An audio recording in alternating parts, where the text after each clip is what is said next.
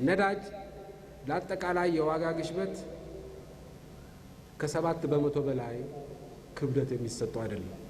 ለምን ቢባል 85 በመቶ የሚሆነው የኢትዮጵያ ሕዝብ በእግሩ ነው የሚኳትነው። ከነዳጅ ጋር ትስስር የለውም።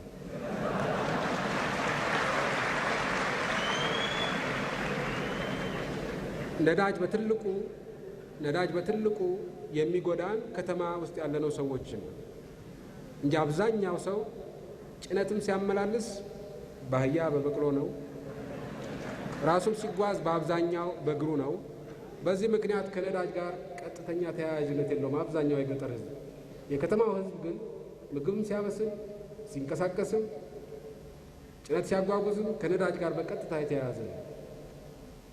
ስለዚህ የከተማው ሕዝብ ላይ ተጽዕኖ ቀላል አይደለም።